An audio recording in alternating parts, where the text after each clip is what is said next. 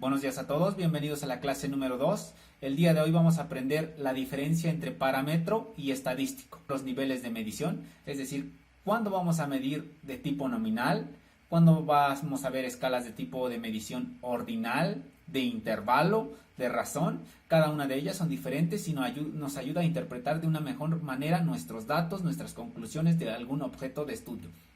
Además de ello, vamos a mencionar los tipos de datos, las diferencias. Es decir, cuando estamos hablando de datos cuantitativos, cuando de datos cualitativos. Dentro de los cuantitativos, vamos a mencionar algunos ejemplos de forma sencilla, de forma práctica, de los datos de forma continua, de forma discreta, para que a partir de hoy los distingas de forma lo más sencillo posible. Comenzamos.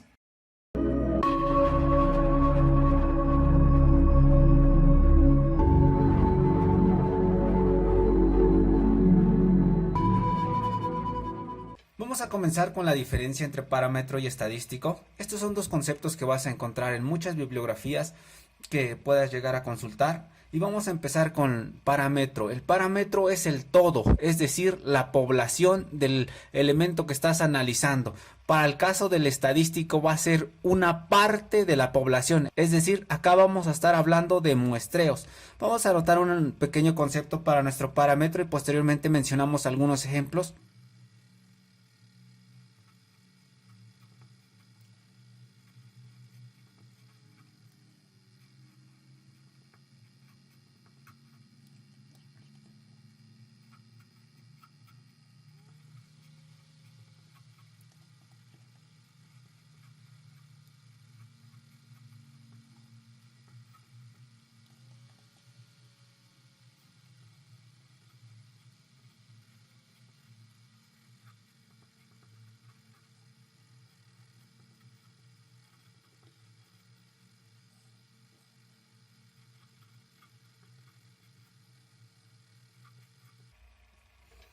Aquí nosotros en nuestro concepto podemos entender o marcar muy fuerte la palabra población. Decíamos que es el todo. Entonces nuestro parámetro lo vamos a asociar cuando estemos calculando variables donde se utilice una media poblacional, una desviación estándar poblacional. Es decir, si tú estás analizando economía, la media poblacional económica de todo ese universo de estudio.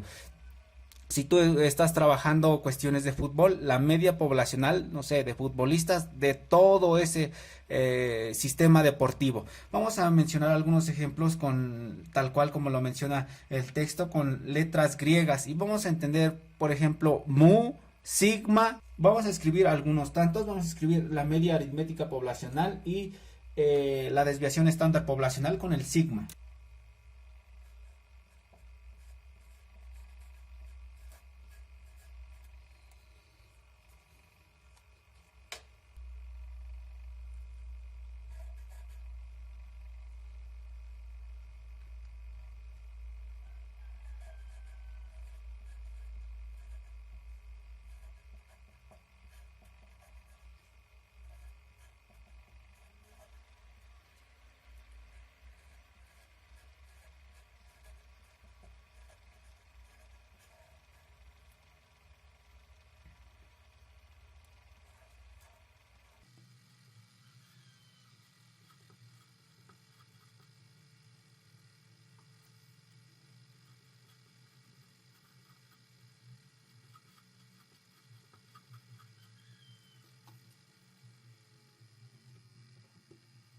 Aquí nosotros ya tenemos la desviación estándar poblacional y se refiere qué tanto se aleja de la media ese conjunto de datos que estás estudiando. Vamos con nuestro estadístico. Nuestro estadístico decíamos que va a ser lo mismo, una medida descriptiva que tenga gran representatividad de los datos, pero de una muestra. ¿Con base en qué? Pues en el criterio del autor, en el criterio de la persona que está haciendo ese muestreo, etcétera.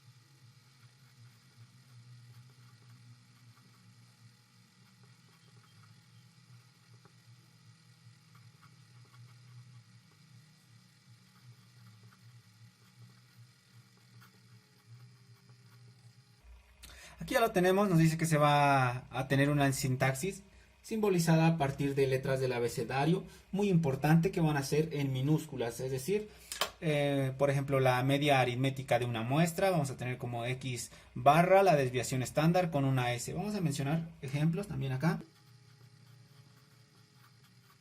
Y vamos a mencionar algunos. Aquí en nuestra mu, este no es M, es mu. Vamos a anotarlo también como mu barra. Y también acá vamos a anotar, decíamos, la X, pero la X en minúscula y con barra. Significa la media aritmética.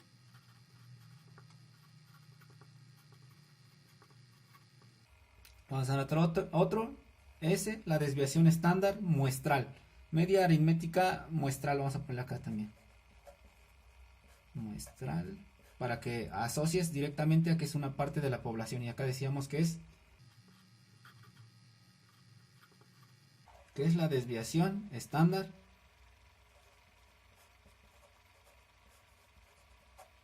muestral. Listo, ya lo tenemos. Ese sería el ejemplo.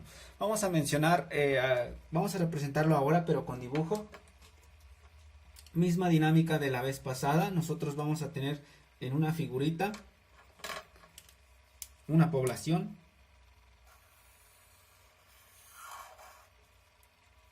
Que va a estar constituido por muchas personas. Vamos a suponer que son 10 personas. 1, 2, 3, 4, 5, 6, 7, 8, 9 y 10. Y para el conjunto de muestreo, vamos a seleccionar únicamente 3. Es decir, vamos a agrupar este pedacito de aquí. Y lo vamos a representar acá. Vamos a tener 1, 2, 3. De estos 3 de aquí. Y como puedes ver, puedes sacarle la media de todos estos, ¿no? Supongamos que sean personas por edad. Puedes sumar todas las edades de estas 10 personas y sacarle una media poblacional. Aquí puedes sumar las edades de estas tres personas, que es un muestreo, y también sacarle un promedio, una desviación estándar. A eso se refiere. Entonces, vamos a anotar simplemente la referencia al título y posteriormente estaríamos terminando. Tenemos población.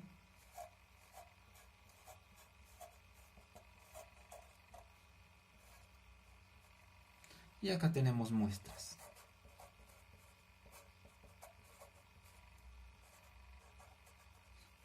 Bien, hemos terminado nuestra primera hoja. Vamos a la siguiente hoja para continuar las ramas de la estadística. Vamos a continuar con las ramas de la estadística. En las ramas de la estadística únicamente vamos a tener dos: la estadística descriptiva y la estadística inferencial. Vamos a anotarlo.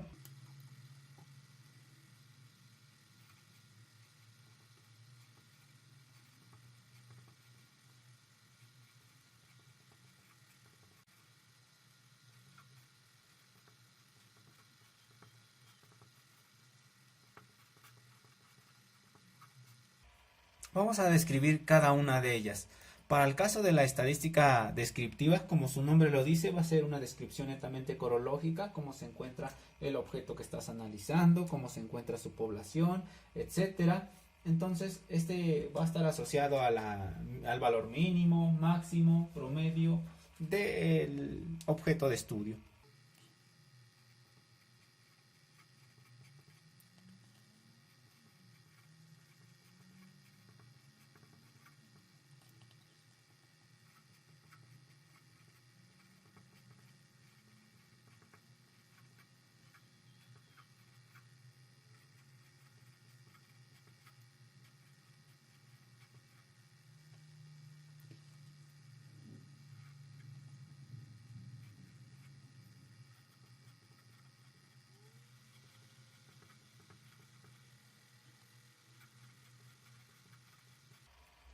Aquí ya lo hemos anotado, nos dice que va a analizar el conjunto de todos los datos, es decir, toda la población como tal, y a partir de ello va a analizar unos parámetros a lo mejor un poco sencillos, pero van a extraer conclusiones valederas. ¿Qué quiere decir valederas? Que van a ser conclusiones verdaderas en función del objeto de estudio. Por ejemplo, la media de la economía en México se distribuye de tantos salarios a tantos salarios, ¿no? O bien mencionando solamente un salario. Ese podría ser un ejemplo de conclusión valedera. Aquí podríamos anotar un ejemplo, vamos a anotarlo para que lo tengas en cuenta.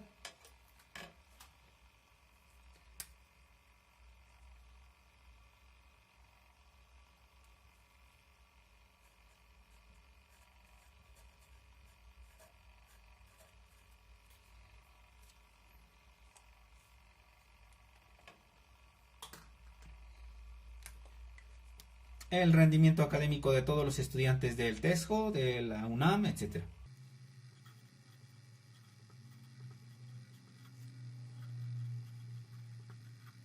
Es decir, en los rendimientos académicos, pues engloban a todos los estudiantes. Vamos a mencionar otro. Eficiencia en el fútbol.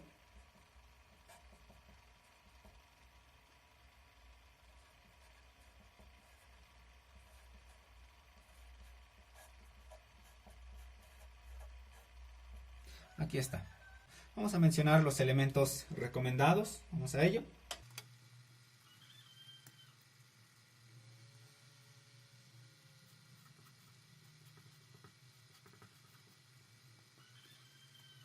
Por ejemplo, vamos a tener el valor mínimo, valor máximo, la media, la desviación típica.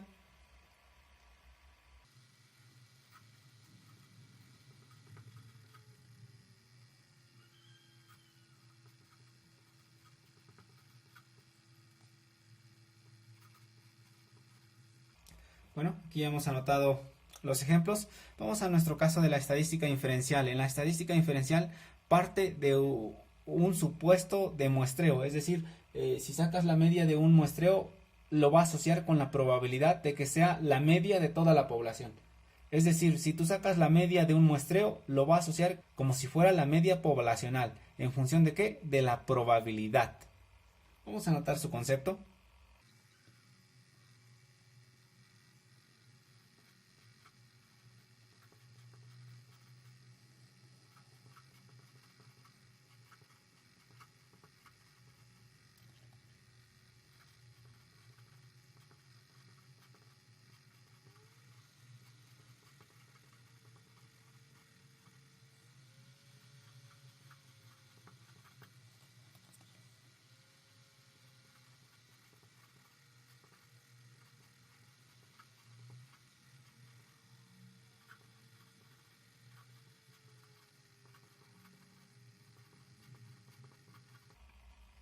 Aquí lo hemos anotado. Nos dice lo que acabamos de mencionar. Parte de el objetivo de obtener determinadas conclusiones poblacionales. Para ello se va a apoyar de lo obtenido de una muestra representativa. Lo mencionábamos. Vas a obtener una media, una desviación estándar muestral. A partir de ello, ellos lo asocian al promedio poblacional, a la desviación estándar poblacional. Para ello, pues tú vas a utilizar diferentes técnicas adecuadas. No solamente es seleccionar lo que mencionábamos hace rato, ¿no? 3 personas, sacarle su media, sino que hay un proceso para seleccionar esos 3 de una forma adecuada. Vamos a mencionar algunos ejemplos.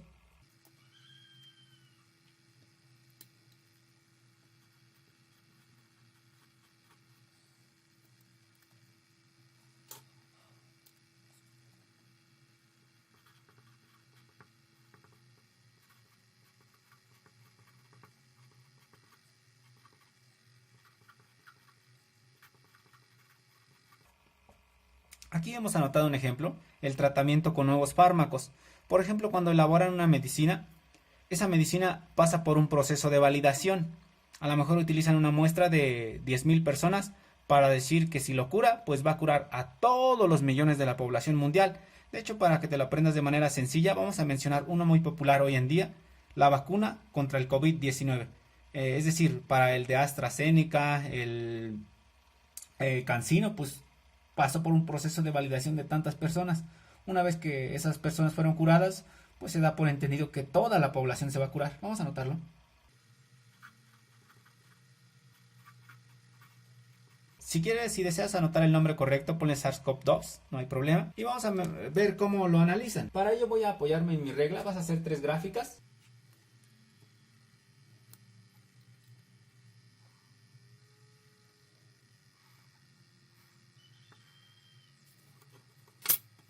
Aquí tienes unas líneas y en esas líneas vamos a representar márgenes de probabilidad. Normalmente se asocia con la campana de Gauss, que es más o menos pues literal, ¿no? En forma de campana, entonces te recomiendo que lo vayas haciendo.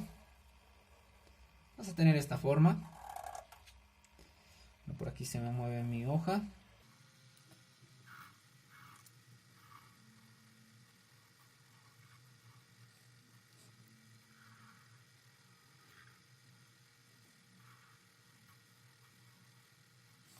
¿Listo? A mí me quedaron un poco feos, pero tú hazlo más bonito. Vas a tener, decíamos, ¿no? La probabilidad de que sea representativo para toda una población en función de una muestra representativa. Pues vas a hacer estudios con, por ejemplo, con la vacuna CanSino, que tiene algunos, dicen de 60%, algunos de 94%, otros de 91%. Normalmente para estadísticas se utilizan estos tres umbrales, te los menciono. Vas a tener umbrales de 90% normalmente. Vas a tener, bueno, este es por ciento. Vas a tener otros umbrales con 95%, es decir, más significativos. Algunas vacunas pues llegan a ese umbral. Vas a tener estudios también que lleguen hasta un 99% de eficiencia. Pues en medicina, en economía, en población, en biología, etcétera, ¿no? Y para ellos pues significa que hay un pedacito de error, ¿no? Por ejemplo, este de 90 hay un 10% de error. ¿Qué quiere decir? Que tú vas a tener un margen de error tanto que, por ejemplo, con la vacuna que los mate o que los cure, ¿no? Vamos a ponerlo de esa forma, ¿no? Es decir, vas a tener un umbral de 5% de error de que sea exagerado. Es decir, aquí tú vas a tener el resto, ¿no? Aquí tienes 90%, en estas partes de las dos colas vas a tener ese 10% que falta. Para el caso del 95%, pues acá vas a tener 2.5 de error y acá vas a tener otros 2.5 de error. De esa forma, suma 100. Y para el caso de acá, que sería un sentido muy soñado, porque la eficiencia llega hasta el 99%, vas a tener pues un umbral de error de 0.5 de la cola derecha y 0.5 de la cola izquierda. A partir de ello, pues sumas tu 100%. Ese sería el dato. Y para que vayas aprendiéndote ¿cómo se llama? Una variable extra a este conjunto de datos, en la mitad vas a tener la media. Y decíamos que para el caso de asociarlo con población se anota con U. Es como una especie de U, pero con una línea en la parte izquierda. No, acá tendrías tu mu, que va a ir exactamente a la mitad. Si no sabes dónde está la mitad, pues lo dibujo, aunque seguramente explícitamente ya lo identificaste. La mitad pues es la mitad de la gráfica, es decir, que dividas tu gráfica en dos, tu campanita en dos. Si lo tienes, ese sería tu mu. Listo. Listo, vamos a ponerle la figura, ya lo tenemos. Y vamos a la siguiente hoja para continuar. Vamos a ir identificando otros conceptos como son la inferencia de la estadística y las variables de datos. Vamos a ello. Vamos a nuestro siguiente apartado, la estadística inferencial. Este es un elemento muy fácil, muy sencillo. Vamos a mencionar en la parte izquierda la estructura y de este lado mencionamos un ejemplo. Vamos a ello.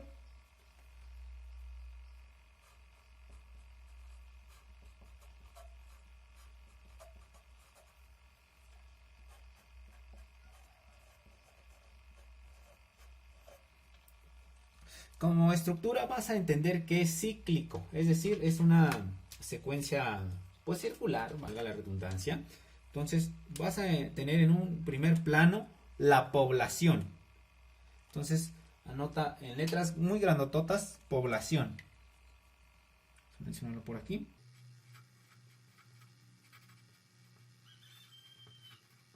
Vas a pasar después de la población a la selección de una parte. Decíamos que es inferencial, entonces sería un muestreo, una parte.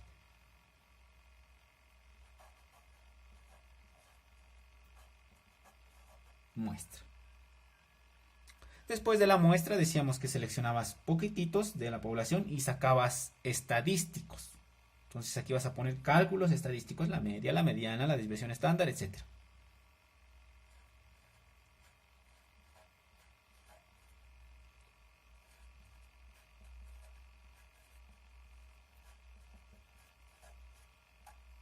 Ya generas ese análisis, esas, etcétera. Entonces acá vamos a ponerle conclusiones. Bueno, aquí en muestra, ponle, puedes ponerle muestra o técnicas de muestreos también, ¿no? Porque puedes aquí, vamos a ponerle técnica de muestreo.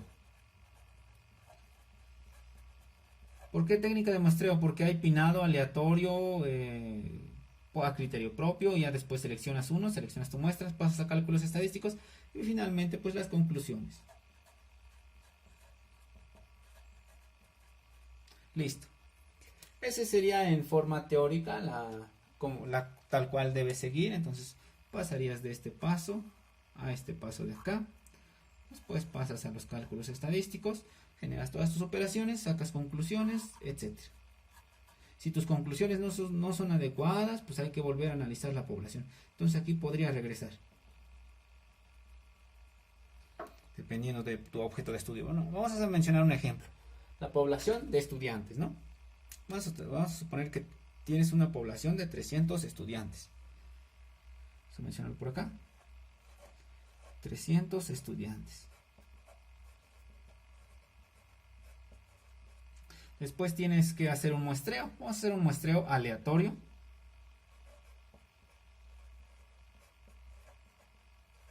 Y de esos aleatorios pues seleccionas 30 estudiantes, el 10%.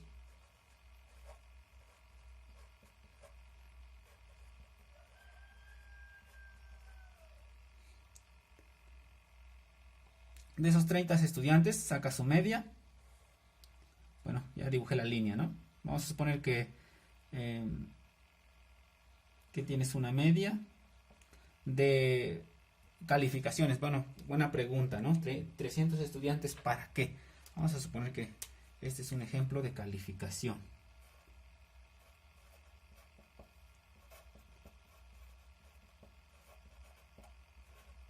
Es decir, de esos 30 estudiantes sacan su promedio del semestre y vamos a suponer que la media de esos 30 fueron 8.7.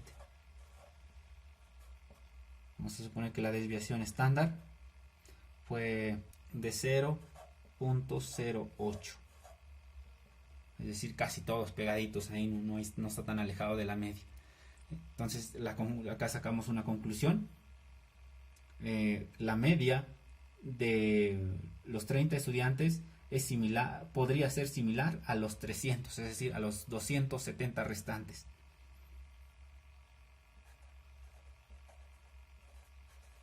La media de 8.7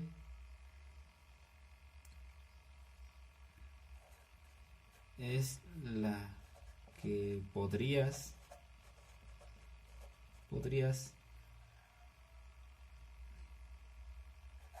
ver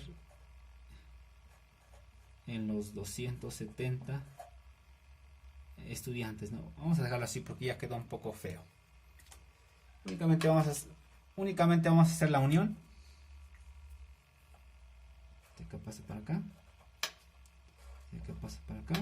De aquí pasa a este. Y de este decíamos que si la media está muy raro, pues hay que volver a analizar los datos. Listo. Únicamente voy a separar este apartado porque decíamos que este es diferente, ¿no? Para que entiendas que esta es la conclusión. ¿Listo? Vamos a la siguiente hoja para mencionar los tipos de datos. Vamos con las variables de los datos. En las variables de los datos va a ser la información que se obtiene del estudio. ¿Del estudio de qué? Pues de lo que estás estudiando, gastronomía, turismo, economía, población económicamente activa, lo que tú desees. Entonces va a ser información que se obtiene de un estudio.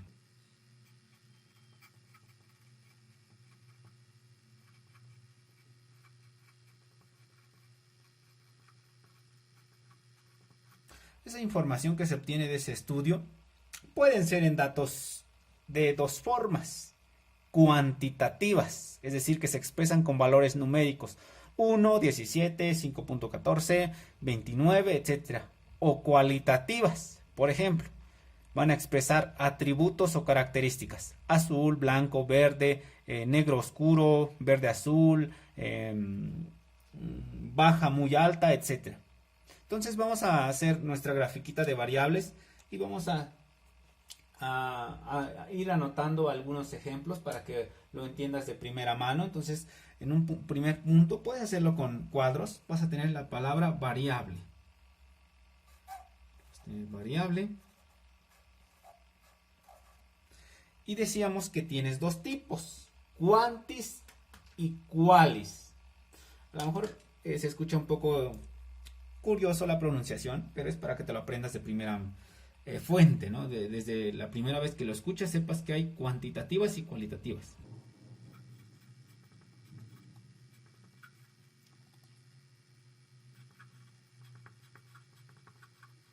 Listo, desde hoy ya sabes que existen dos. Y vamos a mencionar pues la característica principal, ¿no? Cuantitativas, valores numéricos.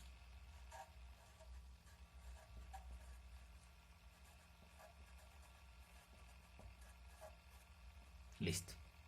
El cualitativas, atributos o características.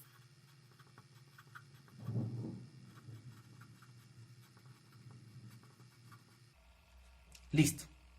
Ahora bien, dentro de las cuantitativas puedes encontrar más cosas. ¿Cómo qué?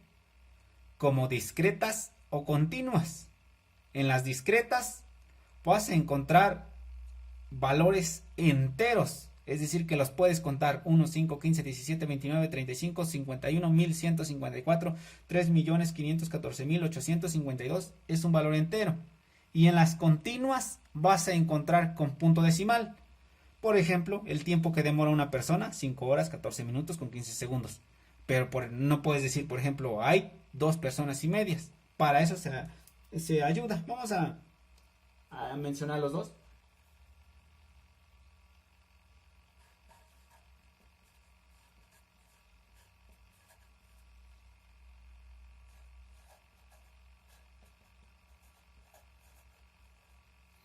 ¿Listo? Tenemos discretas y continuas.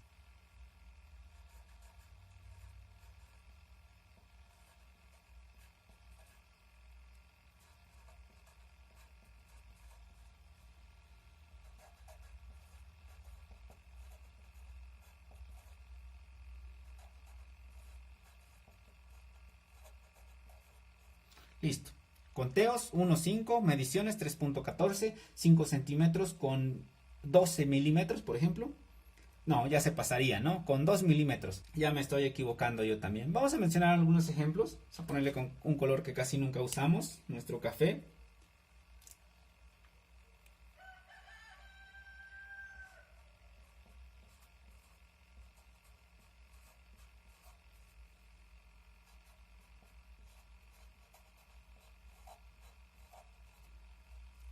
Por ejemplo, número de pisos de un edificio.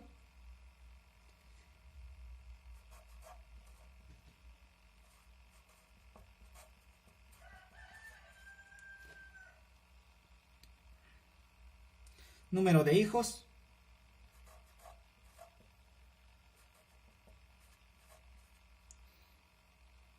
Número de clientes, que a ustedes va a ser muy esencial para turismo. Si tú eres de ingeniería, pues conteos de alfileres, de tuercas, de tornillos, etcétera. Si eres de biología, número de animalitos, número de leones, número de elefantes, etcétera. Vamos con las continuas, ¿no? Porque pues puedo decir, entonces, ¿cuáles son las continuas?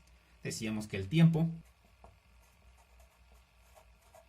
vamos a ponerle aquí entre paréntesis 1 hora, pues que sea a las 3:12 con 11, ¿no? Puede estar un poco raro mi formato, pero son las horas, los minutos y los segundos. ¿Listo? La estatura de una persona. Vamos a ponerle 1,72 centímetros. Listo. Aquí vamos a corregirlo, ¿no? Horas. Listo. Y aquí también vamos a ponerle, por ejemplo, en números, ¿no? 15 Eddie. 8 hijos. 2 clientes. Así ya te lo aprendes súper fácil. Y vamos a dejarlo de momento con esos. Vamos con las cualitativas. Vamos a mencionar sus ejemplos. Decíamos que los ejemplos van a ser en café. Ejemplos. Aquí.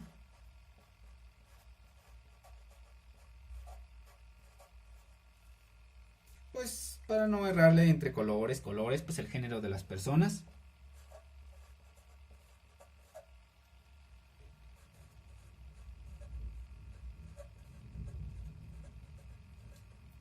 No puede ser numérico. Bueno, lo puedes categorizar, sí, pero de origen no. El color de una prenda.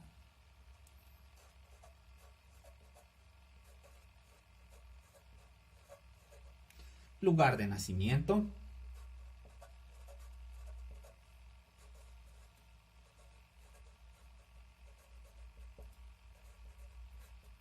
Ahora bien, aquí en la descripción del video vas a encontrar algunos ejemplos. Bueno, más que unos ejemplos, que tú ayudes a identificar de qué variable es, ¿no? Para que vayas practicando. Vamos a la siguiente hoja para continuar. Vamos a continuar con nuestro siguiente concepto, los niveles de medición. Puedes encontrarlo como escala de medición, depende si consultas algunas bibliografías. Por aquí en pantalla te dejo algunos libros para que puedas expandir tu área de conocimiento, ¿no? Vamos a mencionar un pequeño concepto. ¿Qué son los niveles de medición? Pues es un instrumento de medida a partir del cual se le van a asignar valores a los datos estadísticos. Vamos a anotarlo.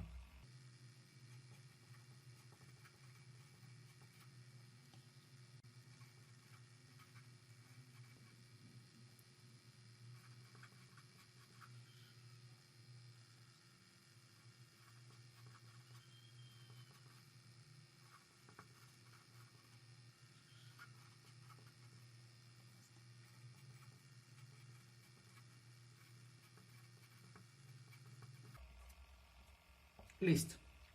Entonces que de acuerdo al cual se le asignan valores a nuestros datos estadísticos. Vamos a mencionar los tipos.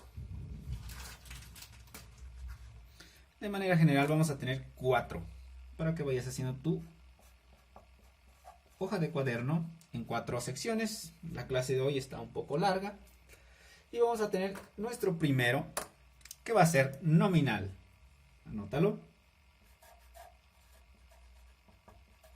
Nominal, ya lo tenemos. Vas a tener un segundo que va a corresponder al ordinal. Este pinta mejor. Vamos a la siguiente, de intervalo. Nos vamos al número 4, de razón.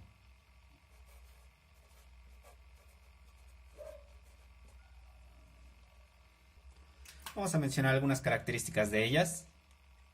Para el nominal, pues escala más baja de medición. Vamos a ponerle escala baja de medición.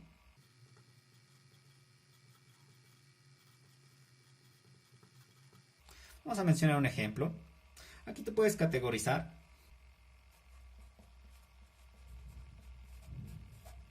Ejemplo, pues que tú lo categorices algunas cosas. Por ejemplo, vamos a hablar de lo que los adultos odian, que es casado, soltero, divorciado, unión libre. Vamos a ponerle casado.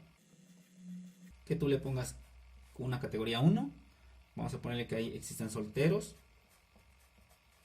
Tú lo anotas con una categoría. Número 2. ¿Para qué anotas esta categoría? Para que después los puedas medir, hacer operaciones, hacer divisiones, multiplicaciones, etc.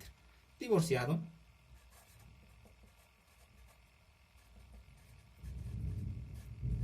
Vamos a dejar esos 3 de momento. Vamos a la siguiente. Nuestra escala ordinal. Este ya está un poco mejorcito. Este conjunto de datos puede clasificar y ordenar un conjunto de datos. Está por encima del nominal.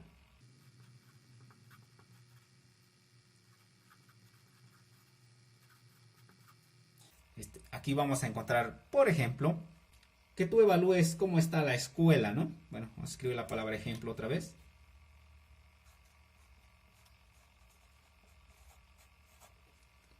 Imaginemos que tú estás evaluando la educación.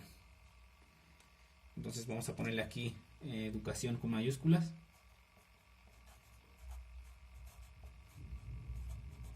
Vamos a suponer que estás evaluando la importancia. Y tú lo vas a evaluar con diferentes escalas. Que el 1 sea muy no útil. O puede ser al revés, no te preocupes. Que lo categorices con 2. Que sea poco útil. Y 3, útil. Este lo has visto en encuestas de turismo, que sea muy bueno, muy malo, regular, extremadamente recomendable, no recomendable, etcétera. Vamos a nuestro punto número 4 de intervalo. De intervalo pues vamos a tener una diferencia entre dos números.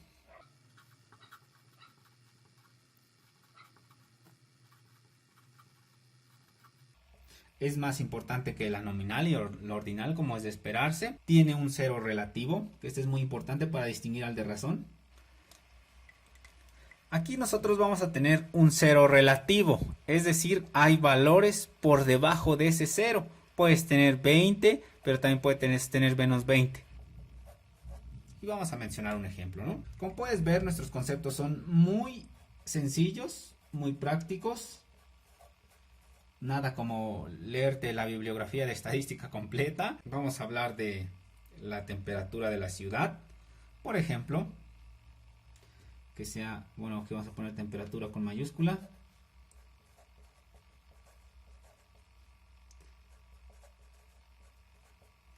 Acá vamos a ponerle estado, ¿no? Con mayúsculas para que, pues que, bueno, con mayúsculas. Quede un poco más completo, es decir, estamos hablando de estados de las personas, estado casado, soltero, porque también puede ser estado de la república, ¿no? En educación, en temperatura. Pues que sean 20 grados Celsius. Que tengas otro pueblo con 25 grados Celsius. Como te das cuenta, aquí estás hablando de grados Celsius, ¿no? 20 grados Celsius, 25 grados Celsius, pero también puede existir valores negativos y es aquí donde tienes que analizar ese cero relativo. 20 grados, 25 grados, pero también vamos a anotar menos 25. Que sea una temperatura súper fría, ¿no? Y vamos a nuestra última unidad, la de razón. Aquí hay un cero absoluto. Vamos a ponerle escala más alta de medición. Escala más alta. Escala más alta de medición. Y decíamos, tiene un cero absoluto.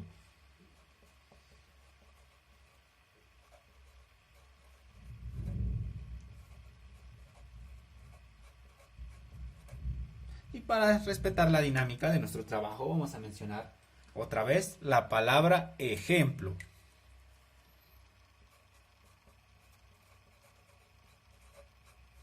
¿Listo? Ya lo tenemos. Bueno, aquí vamos a decirle ejemplo, ¿no? Porque tiene en el plural. Plural significa mencionar dos ejemplos.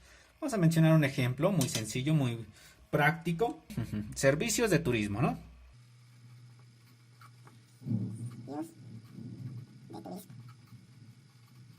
Y pues lo va a expresar en costos. Es decir, tú no le puedes dar a una persona cuesta menos 20 pesos. Porque ahí partes de que el cero te vas tablas, ¿no? Ni ganas ni pierdes.